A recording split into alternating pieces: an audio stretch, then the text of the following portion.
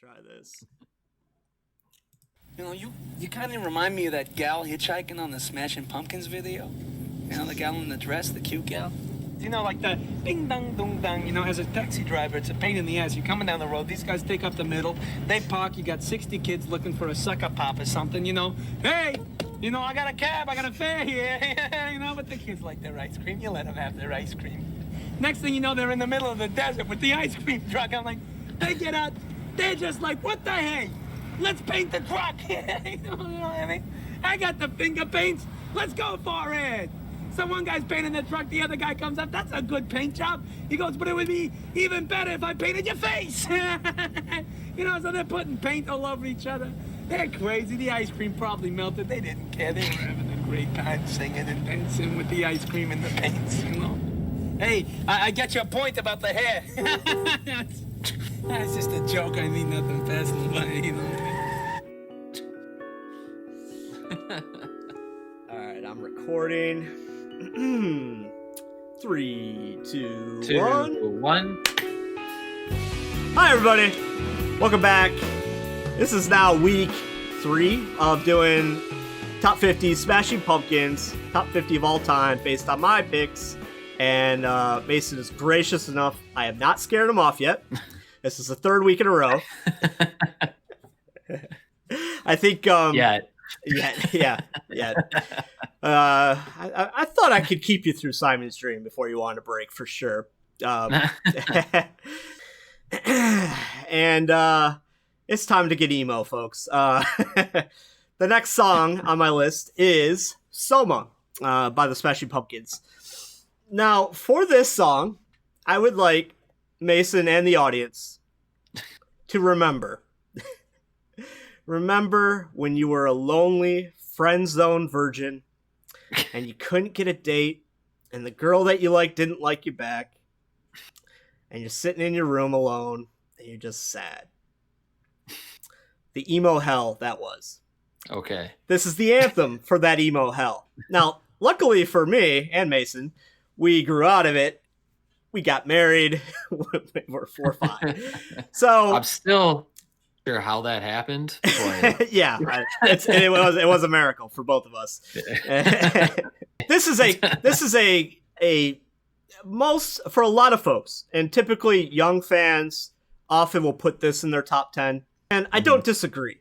But for me, because it's my list, I don't live in the emo hell anymore, so it's gone down the list. I just don't live in that space anymore. But I mean, that happens, right? I mean, the people who are going to flame you because this isn't in your top 5, who are living in this space now, they're going to come back 10 years and be like, yeah, that's not in my top 5. Well, most of them anyway. Hopefully. You know, like it changes over time. That just happens. It happens. The only reason I bring it up at all, to be honest, is because I want to really highlight the fact that for a certain period in my life, this song was everything to me. Soma.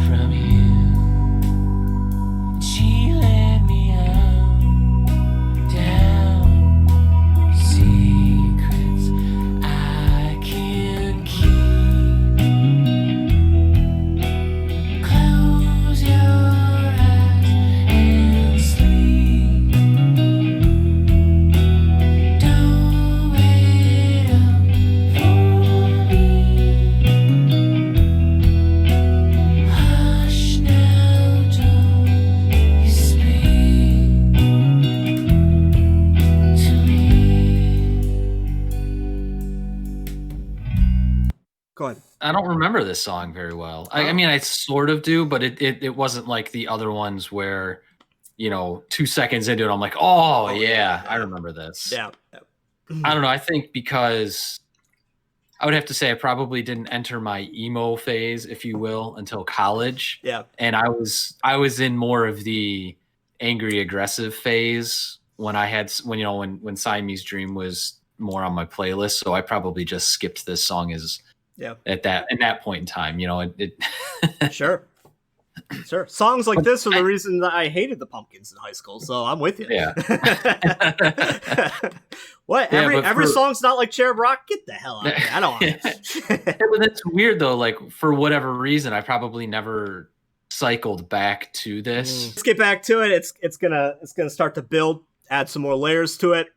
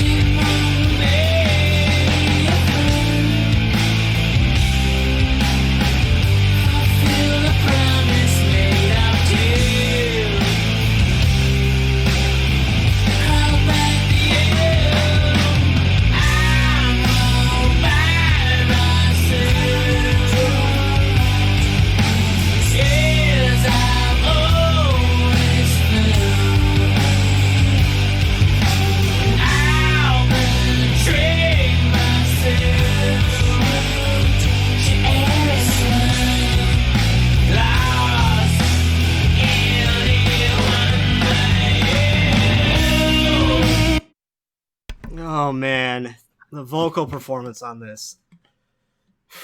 It's so good. It's so good right there. I loved the really high singing early on.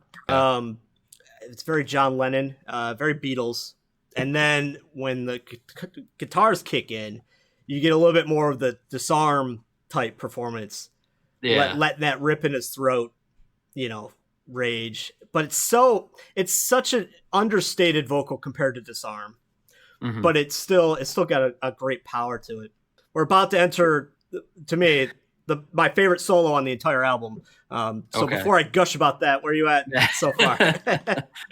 What really struck me that I really liked is I loved the switch from like kind of the acoustic to the electric guitar, like how everything dropped out except for just the guitar for a minute, and then it came back with the electric guitar. I thought that was pretty sweet. I really liked how they did that. Like it kind of like slowed it down to this crawl, just like, and then I don't know. I thought it was really good. I really liked that. This is my favorite guitar solo on the album. One of my favorites that Corgan's ever done. I think it's note perfect. All right, here we go.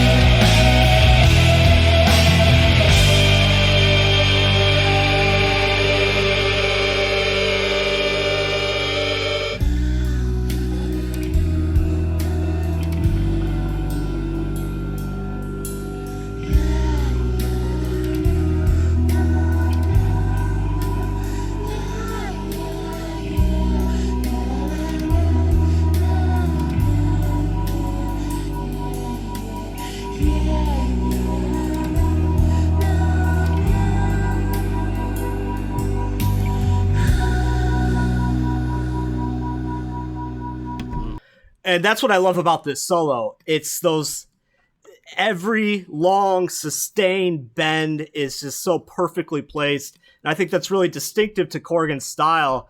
He uses those long fingers, and he plays, he's left-handed, but he plays the guitar, he plays a right-handed guitar.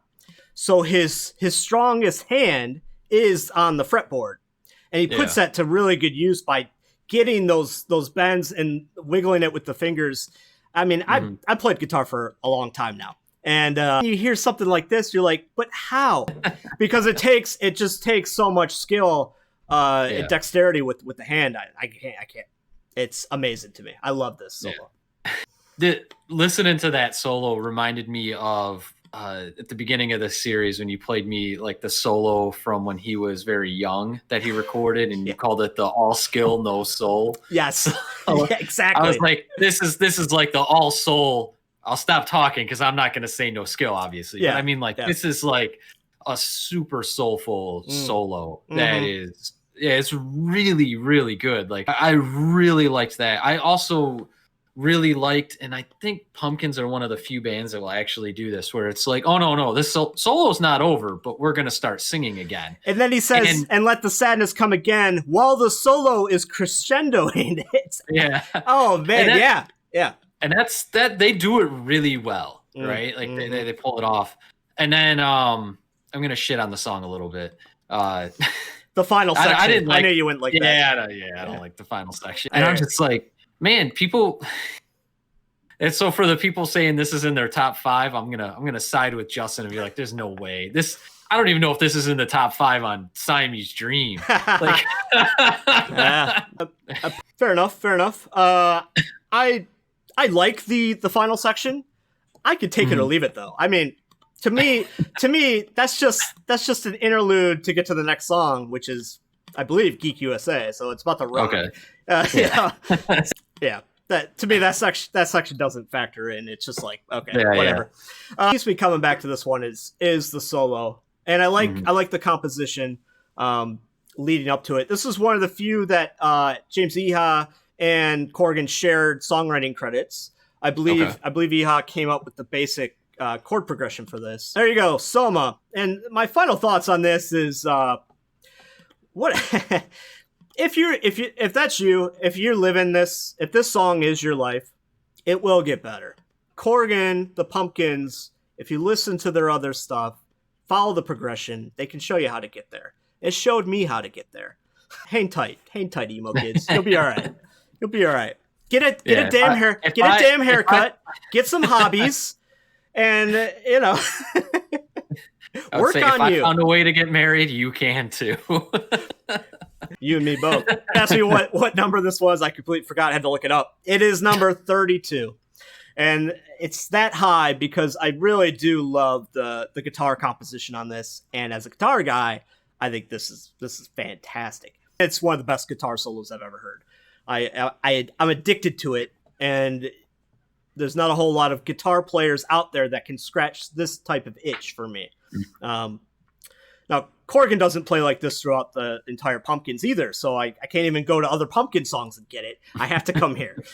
So, there you go. That guitar tone with that solo and that vocal performance, hell yes, that's great. Even though I don't live in that space anymore. All right, thank you, Justin. That's James. Deep Dive. We'll see you next time.